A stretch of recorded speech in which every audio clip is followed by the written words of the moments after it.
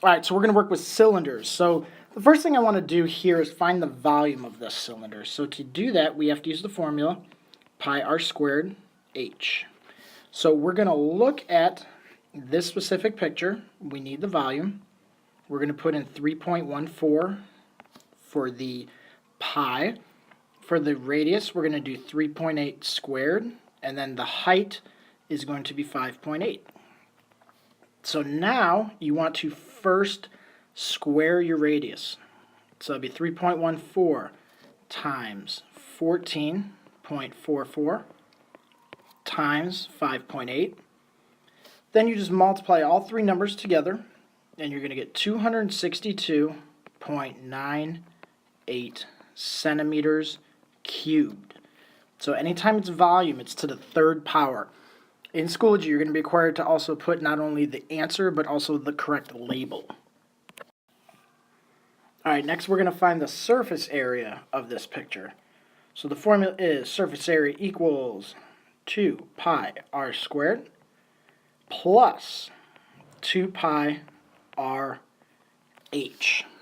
So we will now plug in what we know.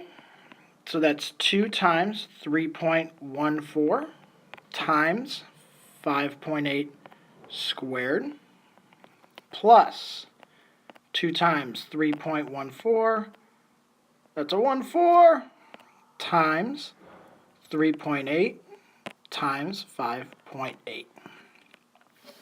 Now you have to look at it as two separate things. You're going to multiply everything on the left, bring that down. Multiply things on the right, bring that down, then you'll add them together. So let me change colors here. And on the left, the first thing we want to do is square the 5.8, then multiply everything together, and you will end up with 90.6832 plus 138.4112. And you can use your calculator for this. Now we add those two together, and we get 229.0944 centimeters squared. Because it is surface area, we are finding the area which is squared.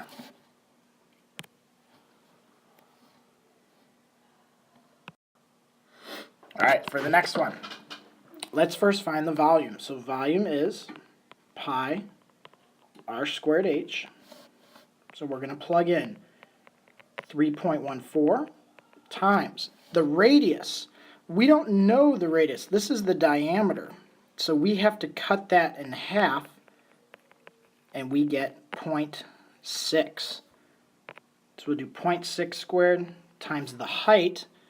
This is the height now, because you got to think the cylinder is tipped over on its side. So from here, now we will go ahead and square the radius to get 0.36, and then we're going to times that by 10.6, and you multiply all three of those numbers together, 3.14 times 0.36 times 10.6, and you will end up with 11.98 meters cubed, because this is volume, and we want to use the same label as we're using in the bottom. So your answer is labeled cubed. That's it. Next, let's find the surface area. So we're going to do 2 times pi r squared h plus 2 pi r h. Plug in what we know. So it's 2 times 3.14 times the radius, which we already said was 0.6, plus 2 times 3.14 times 0.6 times the height, which is 10.6. Again, do these two separate, because order of operations, you have to multiply before you can add. So if we multiply the two things on the left, and we want to first square our 0.6 to get 0.36, so 0.36 times pi times 2 will give us 2.2608 plus 39.9408. Then we'll combine those two by adding, and we'll get 42.2016. Since it's area, it is meters squared. So again, in Schoology, one of the things you're going to have to do is label the answer. Is it cubed or is it squared? Volume is to the third power, area is to the second power. All right, so this one's broken into 3 parts. It says, Jenny is making a cylindrical pencil holder in shop class. It will be 14 centimeters high, 8 centimeters across. The bottom and the sides of the container will be made of metal. What is the area of the base? So the base is the bottom part in this case, or the ends. Our base is a circle. So for part A, we are just going to use pi r squared because it is a circle. So that'd be 3.14 times the radius. The diameter is 8, so the radius is going to be 4. So that would be 3.14 times 16. 3.14 times 16, you type it in your crutch and you're going to get 50.24 centimeters squared. Because it's area, it is squared. All right, for part B, what is the area of the curved surface of the pencil holder? So, the surface area of a cylinder is broken up to the 2 bases. That's where you get the 2 pi r squared, one for the top, one for the bottom. And in this case, the curved part is going to be just 2 pi r h. So to do that, we will go 2 times 3.14 times the radius, which is 4, times the height of 14. And you just multiply all 3 of those numbers together, and you'll get 351.68. Now, from here, for part C, they want you to find the total surface area of the pencil holder. So for part C, what we want to do is we want to take that 351.68, and we also want to add the area of the single base. So we're not going to have both bases. We're not going to have top and bottom, because this is a pencil holder and you got to have the top open. So we will add those 2 together, and you get 12. That's 8, 9. Decimal, 1, 10, carry, 401.92 centimeters squared. And it's squared because it is surface area.